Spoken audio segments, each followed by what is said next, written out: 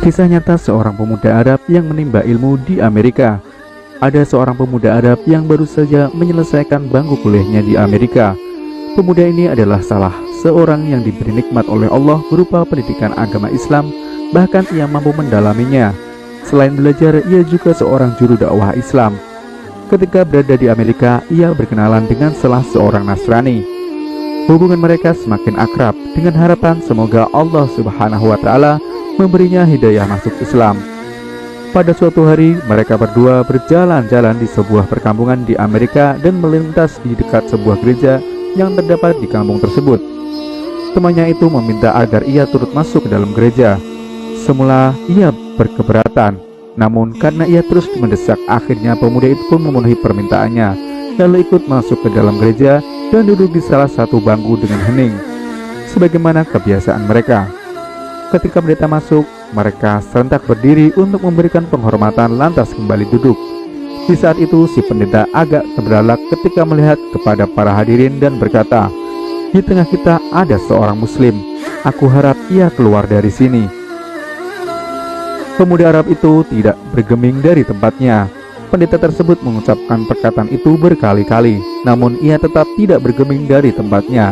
Hingga akhirnya pendeta itu berkata, "Aku minta ia keluar dari sini dan aku menjamin keselamatannya." Barulah pemuda ini beranjak keluar. Di ambang pintu ia bertanya kepada sang pendeta, "Bagaimana Anda tahu bahwa saya seorang muslim?" Pendeta itu menjawab, "Dari tanda yang terdapat di wajahmu." Kemudian ia beranjak hendak keluar, namun sang pendeta ingin memanfaatkan keberadaan pemuda ini, yaitu dengan mengajukan beberapa pertanyaan. Tujuannya untuk memojokkan pemuda tersebut dan sekaligus mengokohkan markasnya. Pemuda muslim itu pun menerima tantangan debat tersebut.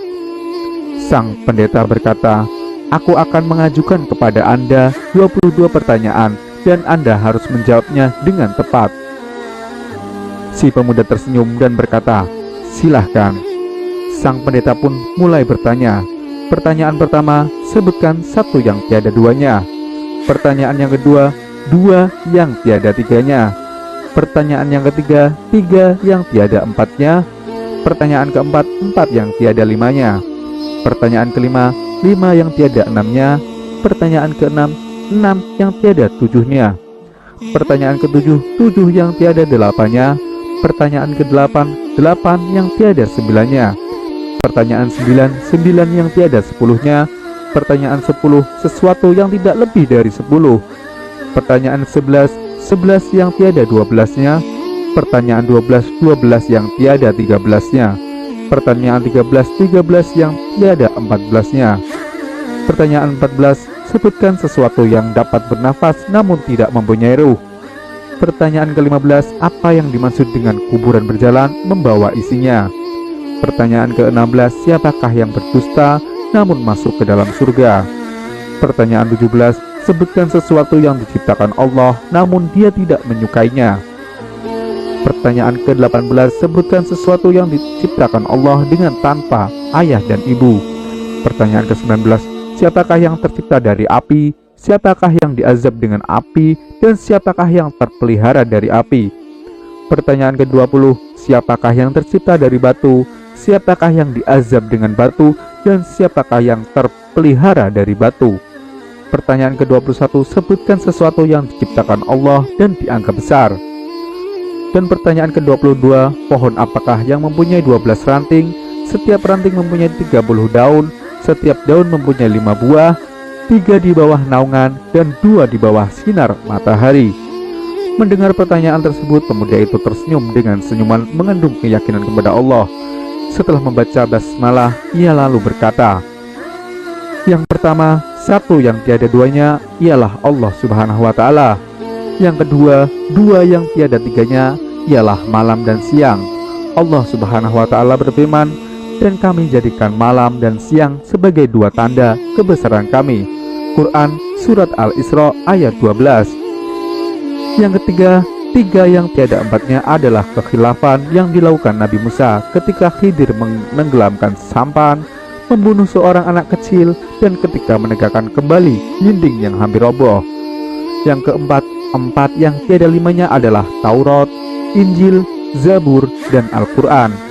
Yang kelima, 5 yang tiada enamnya ialah sholat 5 waktu. 6 yang tiada 7-nya ialah jumlah hari ketika Allah Subhanahu wa Ta'ala menciptakan makhluknya. Yang ketujuh, 7 yang tiada 8-nya ialah langit yang 7 lapis. Allah Subhanahu wa Ta'ala berfirman, yang telah menciptakan 7 langit berlapis-lapis. Kamu sekali-kali tidak melihat pada ciptaan Rob yang maha pemurah sesuatu yang tidak seimbang. Quran Surat Al-Mulk ayat 3. Yang kedelapan, 8 yang tiada 9-nya ialah malaikat pemikul arsy Ar-Rahman.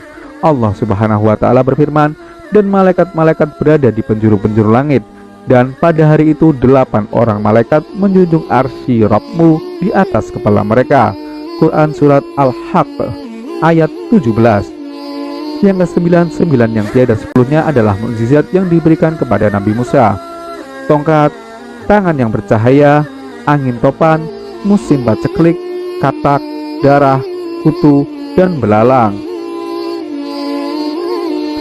Yang ke-10, sesuatu yang tidak lebih dari 10 ialah kebaikan. Allah Subhanahu wa Ta'ala berfirman, barang siapa yang berbuat kebaikan maka untuknya 10 kali lipat. Quran Surat Al-An'am ayat 160.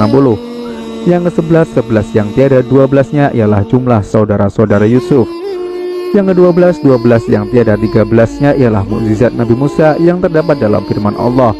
Dan ingatlah ketika Musa memohon air untuk kaumnya, lalu kami berfirman, pukullah batu itu dengan tongkatmu, lalu memancarlah daripadanya 12 mata air.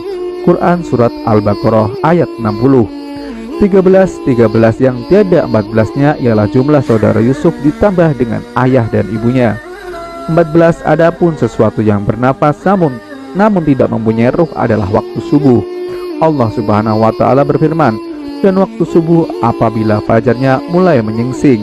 Surat At-Takwir ayat 18. Yang ke-15, kuburan yang membawa isinya adalah ikan yang menelan Nabi Yunus alaihi salam. Yang ke-16, mereka yang berdusta namun masuk ke dalam surga adalah saudara-saudara Yusuf, yakni ketika mereka berkata kepada ayahnya, wahai ayah kami, sesungguhnya kami pergi berlomba-lomba dan kami tinggalkan Yusuf di dekat barang-barang kami, lalu dia dimakan serigala. Setelah kedustaan terungkap, Yusuf berkata kepada mereka, tak ada cercaan terhadap kalian. Dan ayah mereka Yakub berkata, aku akan memohonkan ampun bagimu kepada Robku, sesungguhnya dialah yang maha pengampun lagi maha penyayang. 17, sesuatu yang diciptakan Allah namun tidak dia sukai adalah suara keledai. Allah Subhanahu wa Ta'ala berfirman, sesungguhnya sejelek-jelek suara adalah suara keledai. Quran Surat Al-Luqman ayat 19. Yang ke-18, makhluk yang diciptakan Allah tanpa bapak dan ibu adalah Nabi Adam, malaikat, unta Nabi Saleh, dan kambing Nabi Ibrahim. 19, makhluk yang diciptakan dari api adalah iblis, yang diazab dengan api ialah Abu Jahal, dan yang terpelihara dari api adalah Nabi Ibrahim. Allah Subhanahu wa Ta'ala berfirman, wahai api, dinginlah dan selamatkanlah Ibrahim. Quran Surat Al-Anbiya ayat 69. Yang ke-20, makhluk yang terbuat dari batu adalah unta Nabi Saleh, yang diazab dengan batu adalah tentara bergajah, dan yang terpelihara dari batu adalah Ashabul Kahfi atau penghuni gua. Yang ke-21, sesuatu yang diciptakan Allah dan dianggap perkara besar adalah tipu daya wanita, sebagaimana firman Allah Subhanahu wa Ta'ala, sesungguhnya tipu daya kaum wanita itu sangatlah besar. Quran Surat Yusuf ayat 2. Yang ke-22, adapun pohon yang memiliki 12 ranting, setiap ranting mempunyai 30 daun, setiap daun mempunyai 5 buah, 3 di bawah teduhan dan 2 di bawah sinaran matahari. Maknanya pohon adalah tahun, ranting adalah bulan, daun adalah hari, dan buahnya adalah sholat yang 5 waktu, 3 dikerjakan di malam hari dan 2 di siang hari. Pendeta dan para hadirin merasa takjub mendengar jawaban pemuda muslim tersebut. Kemudian pemuda itu pamit dan beranjak hendak pergi, namun ia mengurungkan niatnya dan meminta kepada pendeta agar menjawab satu pertanyaan saja. Permintaan ini disetujui oleh sang pendeta. Pemuda ini berkata, apakah kunci surga itu? Mendengar pertanyaan itu, lidah sang pendeta menjadi keluh, hatinya diselimuti keraguan dan rona wajahnya pun berubah. Ia berusaha menyembunyikan kekhawatirannya. namun hasilnya nihil. Orang-orang yang hadir di gereja itu terus mendesaknya agar menjawab pertanyaan tersebut, namun ia berusaha mengelak. Mereka berkata, Anda telah melontarkan 22 pertanyaan kepadanya dan semuanya ia jawab, sementara ia hanya memberimu satu pertanyaan, namun Anda tidak mampu menjawabnya. Pendeta tersebut berkata, sungguh aku mengetahui jawaban dari pertanyaan tersebut, namun aku takut kalian marah. Mereka menjawab, kami akan jamin keselamatan Anda. Sang pendeta pun berkata, jawabannya ialah, asyhadu an la ilaha illallah wa asyhadu anna Muhammadar Rasulullah. Lantas sang pendeta dan orang-orang yang hadir di gereja itu memeluk agama Islam. Allahu Akbar. Semua itu tentu dengan ilmu. Ambillah hikmah dari kisah ini. Semoga Allah limpahkan kita dalam iman dan takwa kepadanya, kapan dan dimanapun kita berada. Amin. Sekian informasi yang bisa latar